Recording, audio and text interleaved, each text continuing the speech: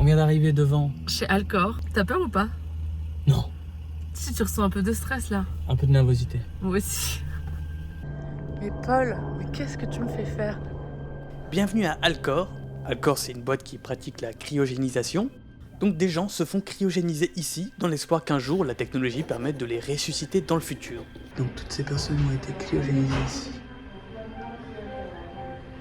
Il y a 172 personnes dans les cuves à Alcor, dont 7 enfants, décédés à 2 ans d'un cancer du cerveau. C'est son père qui a souhaité la cryogéniser.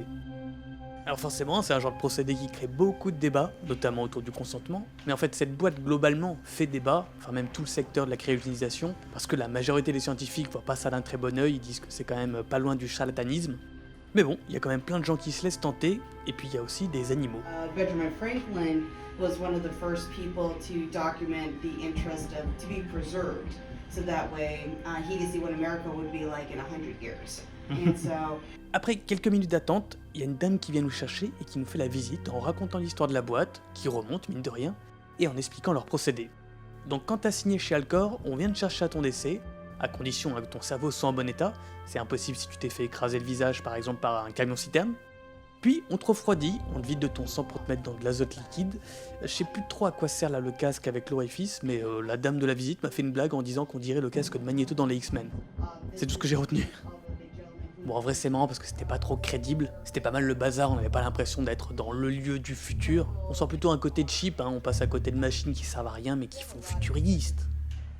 Ah, là, c'est le tout premier homme de l'histoire à avoir été cryogénisé.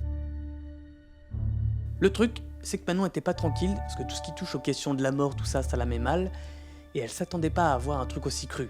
Bon, on voit rien en vérité, mais ce qui l'a mis mal, c'est surtout quand on apprend qu'en fait, ici, on garde pas ton corps la plupart du temps, parce que c'est trop cher, mais juste ta tête. Du coup, on comprend qu'ici, sans doute, on te coupe la tête avant de la mettre dans ce bac avec d'autres têtes. On sort de Alcor, pas crédit pour un sou, mais pourtant il y a la petite mise en scène qui fait que c'est rigolo. Mais alors Manon... Il te montre là où il coupe les têtes pour les transporter, pour les cryogéniser.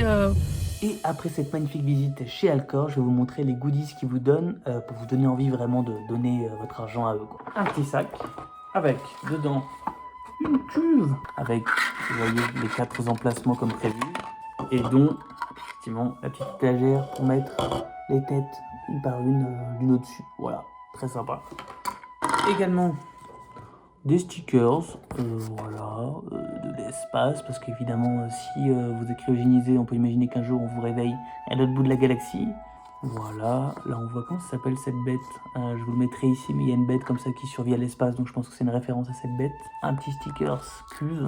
Est-ce que ce serait pas le phénix, genre on renaît de ses cendres une fois qu'on a été décédé malgré tout? Et enfin, pour terminer, juste une petite boule anti-stress, un cerveau anti-stress, parce que voilà, c'est ça qu'il faut conserver.